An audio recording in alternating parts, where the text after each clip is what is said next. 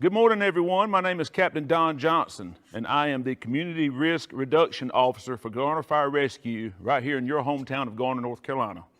And today I'm here to talk to you a little bit about some senior fire safety within your residence.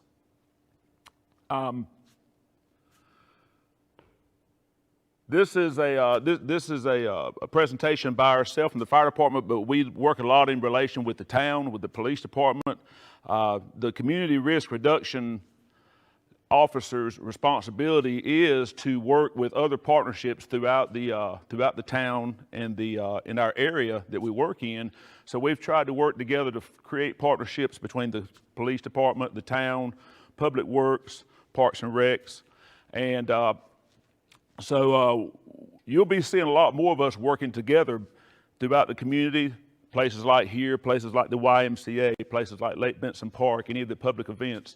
You're going to continue to see us working in partnerships with each other, and I'm certain that you'll be seeing something from those guys coming up in the near future to help you guys out with some of your questions about senior safety and senior living.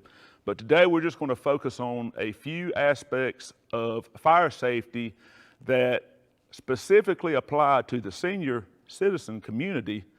And so we're going to get started. This is going to take about 20 minutes, and then we're going to let you guys get on about your day.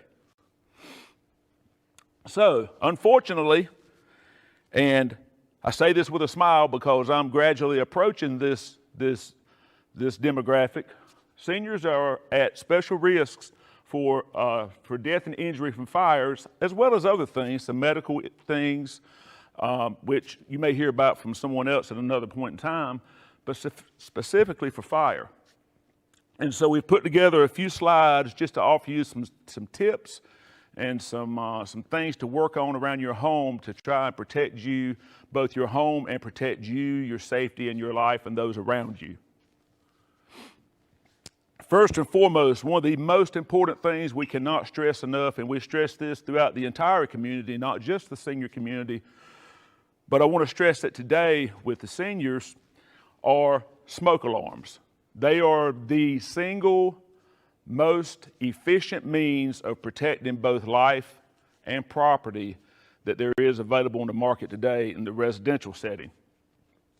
We should have at least one working smoke detector in every home. Our goal here at Garner Fire Rescue is to make sure that all homes in our district have at least one working smoke alarm. However, there are some guidelines that we like to see met that actually increase the need from one to at least having one on every level in your home, especially if you live in a multi-story house. We want at least one on each level. Ideally, the preferred number of smoke detectors is to have one in each bedroom, one on each level outside of the bedroom sleeping areas, and one in a basement if it's a finished basement. Now, some people ask us sometimes, do we need smoke detectors in our attic?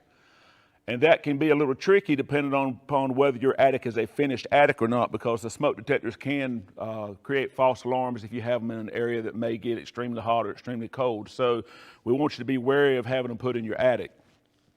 The best thing to do if you have a question, honestly, is to contact us, the fire department, and we'll be happy to send someone out and take a look at your home and see if you've got smoke detectors everywhere you need them, and maybe even put some in for you if you need additional ones. And I'll have that contact information for you at the end of the presentation.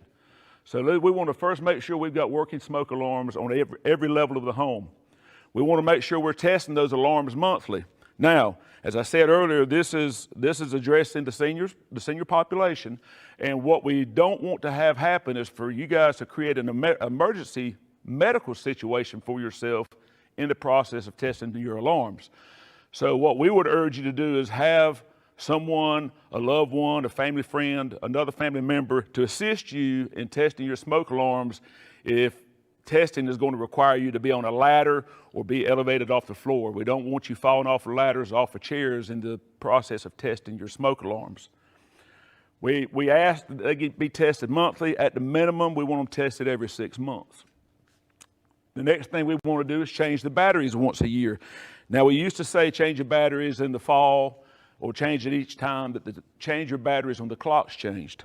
Honestly, once a year is probably sufficient for changing your batteries. However, if it begins to chirp, that's the indication that it is a low battery, and what we do suggest is if you're going to change one, is to go ahead and change them all at the same time. However, the good news is that a lot of our smoke alarms that are out in public today actually have 10-year batteries in them. They have a 10-year lithium battery. So once that smoke detector is bought and installed, that battery is good for 10 years. You should not ever have to replace it. And when it stops working, you simply throw the detector away and replace it with a new one. Now you may ask, well, why should I throw the detector away? Can I just put a new battery in it? All smoke detectors are tested by a company called Underwriters Laboratories, and all manufacturers and testing laboratories recommend that your smoke detectors be replaced every 10 years. After 10 years, they'll lose their sensitivity and their ability to work properly. So they should be replaced after 10 years. And if you take a look at this diagram, and I know it may be a little difficult to see, but on the back of your detector is actually a date. So if you get a chance to look at one, you can see on the